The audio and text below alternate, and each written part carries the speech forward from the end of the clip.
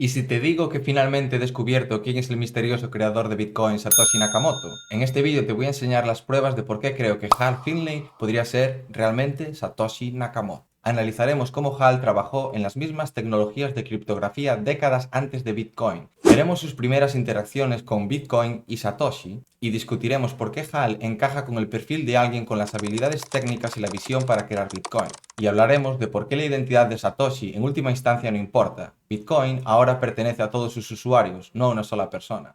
Hal Finney es una leyenda de las criptomonedas. Él fue la primera persona en descargar el software de Bitcoin. Trabajó con Satoshi Nakamoto y ayudó a encontrar errores en el software. Fue parte de la primera transacción de Bitcoin. Satoshi le envió 10 Bitcoins en 2009. Algunas personas incluso piensan que Hal Finney, entre los cuales me encuentro, es Satoshi Nakamoto, el propio creador de Bitcoin. Y para ello vamos a hacer un ejercicio muy sencillo. Imagínate que eres el creador de Bitcoin y que quieres comprobar a ver si la red funciona. Tú estás solo en tu casa programando.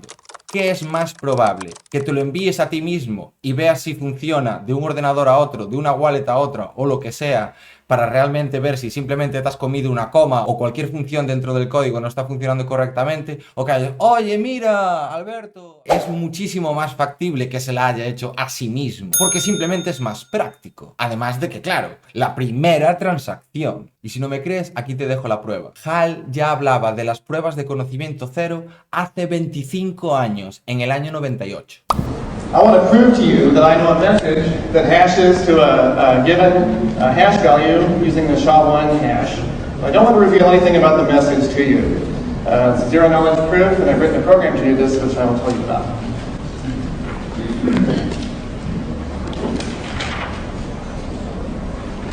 Here's the basic model that we have. Peggy the prover knows the message, and we have Victor the verifier that she's going to make this proof to. So she sends a commitment to the message over to Victor, which locks her into the message without revealing any information to Victor about it. Now what we're going to do is she's going to go and calculate the SHA-1 hash on this message, and Victor is going to start with the message commitment, and he's going to calculate simultaneously with her a commitment to the SHA-1 hash.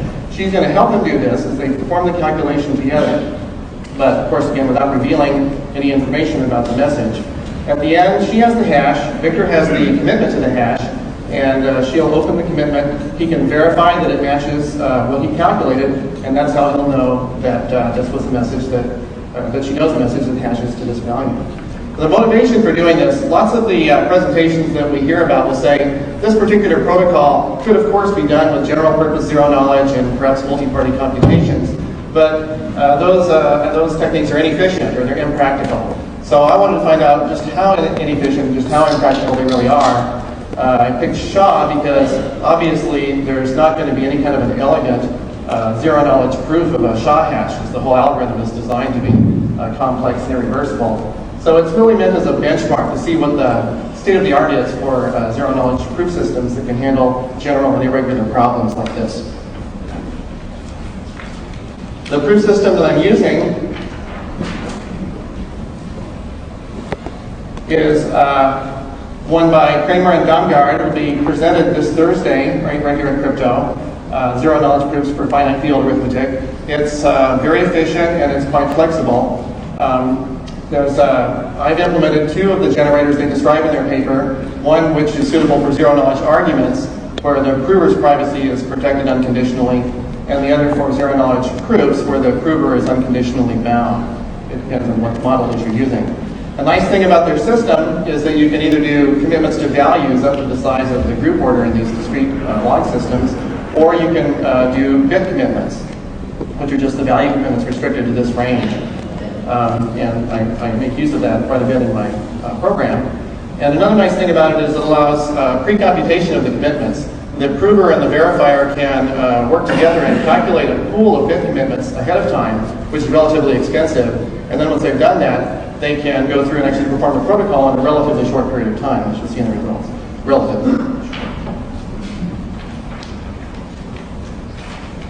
Just a brief description of what SHA-1 looks like. Not going to try to really describe it, but just give you an idea of what operations are involved in it that we have to be able to simulate. The message, in the case that I'm doing here, the message is known to fit in just one SHA-1 buffer, so there's that amount of information is leaked about it, but it does not the actual length of it. The message is padded in this 512-bit buffer, which is then treated as 16 words. The rest of this W array is filled up. It's an 80-word array of 32-bit words, using each of these entries as a result of 4 XORs of earlier entries in the array and the rotate. So this creates the W array, which is where the input comes from.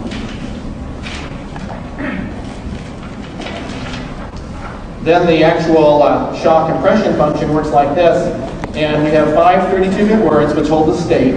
These get processed. The main thing that happens is this big 5-way addition. There's 5 values that are brought together in an arithmetic sum here, modulo 2 to the 32. We bring in a value from our W array, there's a round constant, and there's this function f, which is takes 3 of the words as input, and it's either selection, parity, or the majority function. And then these are done bitwise arithmetic, whereas this again is modulo 2 to the 32. So that's where it's helpful in the Kramer and Dunkard system that you can do both kinds of calculations. So the plan is we'll transform the program. Instead of having our variables be 32-bit variables, they're arrays of bit commitments with 32 entries. So each variable that we saw there is now an array. So it's still a single variable. It's all written in C. And then when we need to, we'll translate those to the value commitments. Well, what we end up doing then is that we'll have parallel execution. The prover is executing the code, the verifier is executing almost the same code, and so they're working together as I showed in the earlier slide. And what I've got is a library of the primitive operations on these bit commitment arrays. We have Boolean and arithmetic operations. So you translate the original program, which has straightforward arithmetic, and you substitute for those function calls into the library to perform the operations that way. This is all done using CryptoLib, which had I/O operations on large integers, so it was really convenient. I'll show you just a little sample of the code.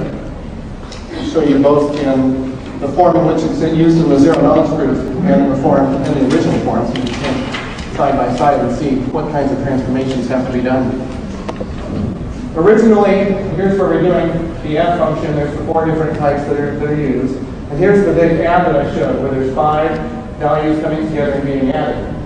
There's the corresponding code over here. Once we've converted it to work with the zero knowledge proof, each of those operations has become a function call. Here's that 5 operand add, and I now have a function which adds the 5 values. So that's the kind of substitution that you have to do. And so, the real question then is how long will all this take, and how long does it take to execute? So pre-computation, as I described, is relatively costly. This is where we set up a pool of bit commitments between the two sides. For the case of a SHA-1 argument, where the prover is privacy is protected, it takes 40 minutes to calculate that on my machine, which is the 200 MHz Pentium. 6 megabytes of data is exchanged. And then when you actually go to the protocol, it takes 100 seconds with 22 kilobytes. The zero knowledge proof takes about twice as much resources. So if anyone is interested in seeing how this stuff works, this is my email address right there. And that's it. Thank you.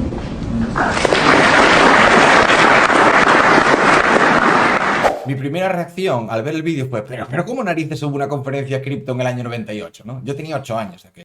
Es curioso cuando miramos a las criptomonedas y nos saltamos por completo la primera mitad de la palabra, cripto, abreviatura de criptografía. Las criptomonedas han sido la verdadera culminación de décadas de trabajo de las mentes más brillantes del planeta. Mi segunda reacción fue la de flipar cuando escuché hablar de las pruebas de conocimiento cero, ya que hoy en día se están implementando pruebas de conocimiento cero en muchas criptomonedas y te lo venden como algo súper puntero. Piensa en ello como una forma de demostrar que se conoce un secreto pero sin compartirlo. Y Hal ya estaba sentando las bases de ello hace 25 años. Eso sí que es ser un visionario. Pero la verdad es que realmente no importa quién sea Satoshi. Y esa es una de las cosas más interesantes e importantes de Bitcoin, que no hay una sola persona que controle la blockchain y tome las decisiones importantes. No hay ningún Mark Zuckerberg, no hay ningún Elon Musk y nada de Steve Jobs o algo que se le parezca. Una persona anónima lo creó hace 14 años, desapareció en las sombras sin atribuirse ningún crédito y no se ha vuelto a saber de él desde entonces.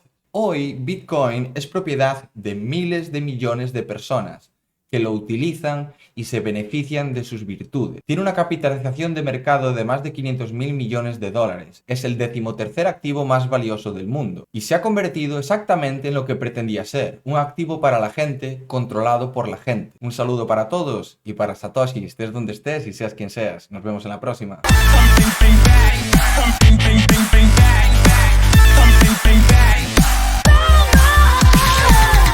Bang, bang, bang.